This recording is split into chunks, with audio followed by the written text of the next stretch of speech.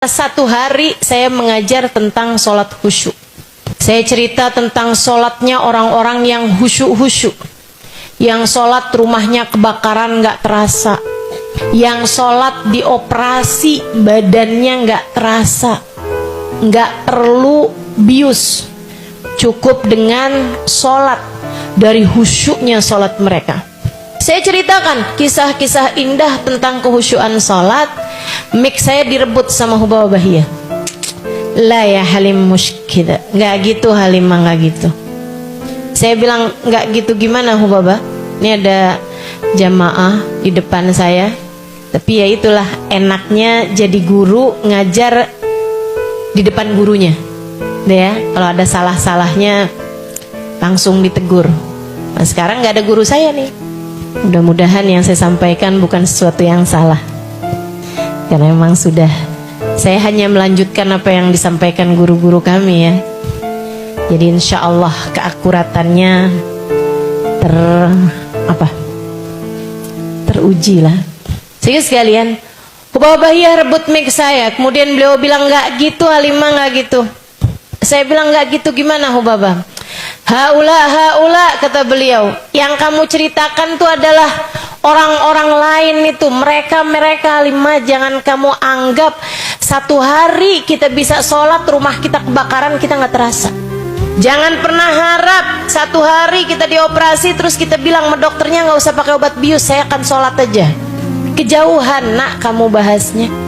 Andai sholat itu tangga, yang kamu ceritakan adalah orang-orang yang berada di tangga yang paling tinggi. Sementara kita nih, andai tangganya nih 100, kita nih di tangga bawah nih. Dari tangga 2 naik tangga 3, naik tangga 4, merosot lagi. Sholat kita masih yang nyari kunci nggak ketemu, giliran sholat inget. Betul? Itu tuh kayak gitu. Giliran lagi sholat bising banget. Ustazah kok tahu? Saya juga gitu. Teman-teman saya sekalian, saya muliakan, kata Hubabah itu suatu hal yang kejauhan kamu Halimah bahasnya. Terus saya bilang, Hubabah kalau kayak gitu, kan kita kan perlu mendekat kepada Allah nih. Sementara kita nggak bisa mendekat kepada Allah lewat jalur sholat khusyuk. Gimana cara kita mendekat kepada Allah? Beliau bilang mereka memang bisa mendekat kepada Allah, tapi kita enggak. Mendekat kepada Allah lewat sholat khusyuk, kita enggak. Kita sholat Halimah, jangan tinggal sholat. Kita sholat kita kerjain. Akan tetapi berharap kita dekat dengan Allah karena sholat kita yang masih bising berisik itu enggak. Bukan lewat jalur situ kita bisa dekat dengan Allah Subhanahu wa ta'ala. Sebagai murid saya pun bertanya, kalau begitu lewat jalur yang mana Hubabah? Dan Hubabah mengatakan, ma'ana nabi ya khair nabi. Kita punya nabi seindah-indah nabi. Kita punya nabi besar Muhammad, ada di tingkat tertinggi kedekatan dengan Allah Tuhan kita.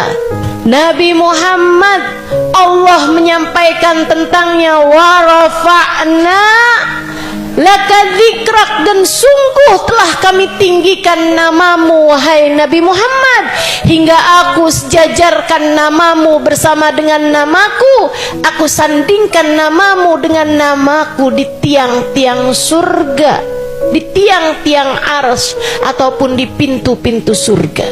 Kita punya nabi, orang terdekat dengan Allah Subhanahu wa ta'ala, manusia paling tercinta di sisi Allah Subhanahu wa ta'ala, manusia paling diterima oleh Allah Subhanahu wa ta'ala, manusia yang oleh Allah dipegangkan padanya kunci surga. Wa miftahul jannah biyadi, kunci surga aku yang pegang, kata Nabi besar Muhammad sallallahu alaihi wasallam. Adam wa man dunahu tahta liwa'i yaumal qiyamah. Nabi Adam dan nabi yang sesudahnya hanya akan berada di belakang benderaku di hari akhirat nanti.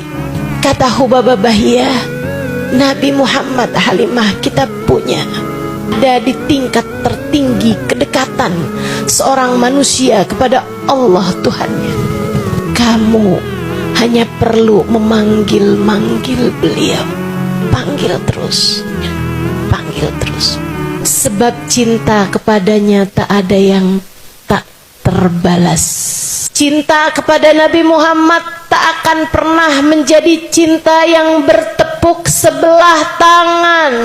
Cinta kepada Nabi Muhammad tak akan pernah menjadi cinta yang mengecewakan. Cinta kepada Nabi Muhammad hanya akan berbuah dengan rasa manis dunia sebelum kelak di hari akhirat nanti kita punya Nabi Muhammad. Ini adalah yang paling mungkin untuk kita lakukan dalam rangka pendekatan kepada Allah. Saya tanya lagi, bagaimana cara saya memanggil Rasulullah Bapak? Dengan banyak sholawat-kah? Dengan sering ucap salam-kah? Dengan sebanyak mungkin berziarah ke Madinah-kah? Atau menghadiri majelis maulid-kah? Hubabah tersenyum, kemudian menjawab, Halimah, cintai Nabi Muhammad sebisamu mencintai seseorang. Rindui Nabi Muhammad sebisamu merindukan seseorang. Bukankah kamu pernah merindukan seseorang hingga mengalir deras air mata kerinduan padanya? Bukankah kamu pernah jatuh cinta kepada seseorang yang membuatmu ingat lihat apapun mengingat dia? Bukankah kamu pernah